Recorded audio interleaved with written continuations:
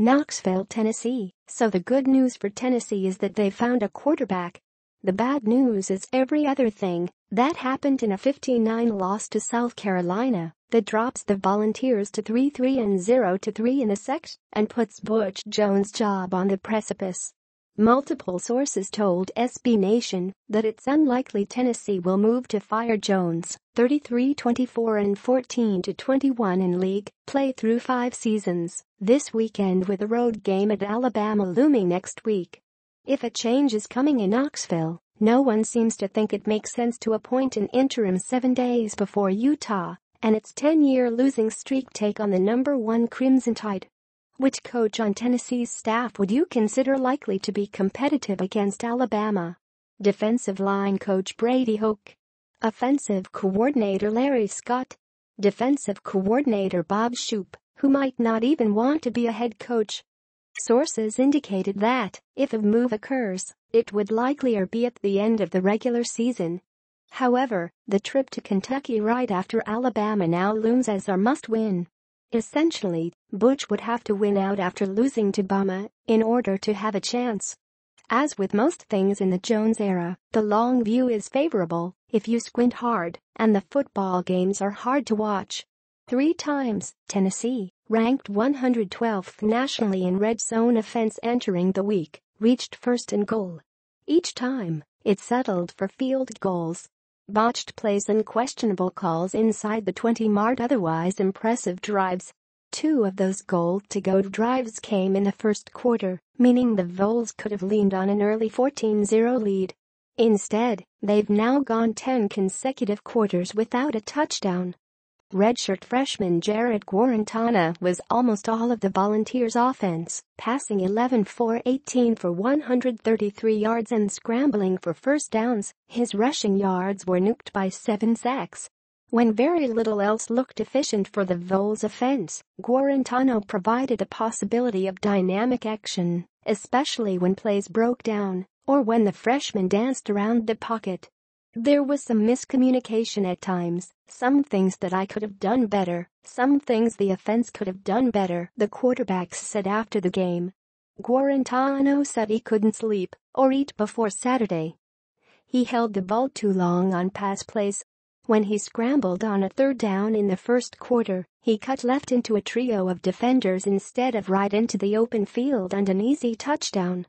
He was very much a freshman, but he kept drives alive with his feet, and he was a legitimate threat in the zone red, so much so that he told reporters after the game South Carolina's defense scraped to him the entire second half. And the potential game-winning touchdown pass he threw to receiver Brandon Johnson was a good ball. View image on Twitter. View image on Twitter. View image on Twitter. View image on Twitter. Follow Darren Stoltzfus at Darren Stoltzfus. Look how close Vols were to TD on game's final play. Passes incomplete. Tennessee falls to 3-3, 0-3 in SEC. Gamecocks 5-2, 3-2 in SEC. 4:10 a.m., October 15, 2017.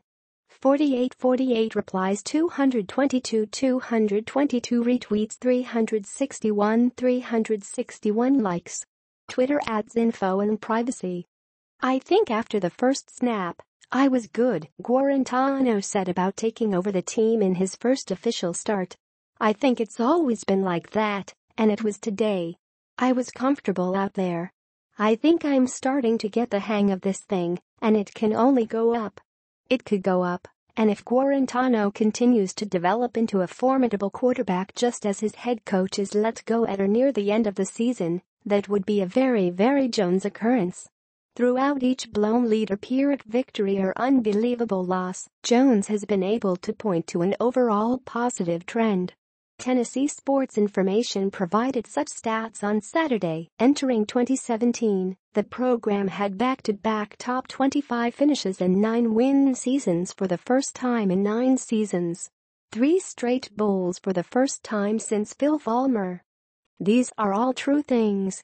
Tennessee is remarkably better than it was before Jones, but it's come at the cost of its fanbase's sanity.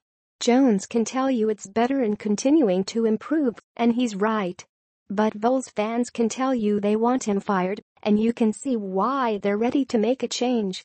After Saturday, Jones' strong recruiting isn't winning him much support, especially after 3 recent decommitments. It's not enough to point to marginal gains year over year when they're pocked by games like this one.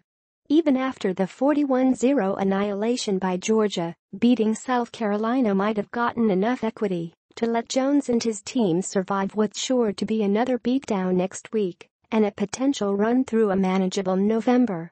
Jones was short but diplomatic after the game, answering questions about Scott's play calling and the Vols' defense's inability to slow a 9-minute, fourth-quarter drive for a South Carolina field goal. When pressed about the inability to translate 2 weeks of good practice to the field versus South Carolina, Jones momentarily lost his cool. "Did we not play a good football team?" "That's a good football team," he said of the Gamecocks. "There are no Butch-isms left." He offered no champions of life or leadership reps. Maybe he has a quarterback of Tennessee's future. Maybe he has another recruiting class coming in to create the depth at programs the Vols used to consider peers. Butch only has the long view, the promise that his program is slowly getting better, and his words left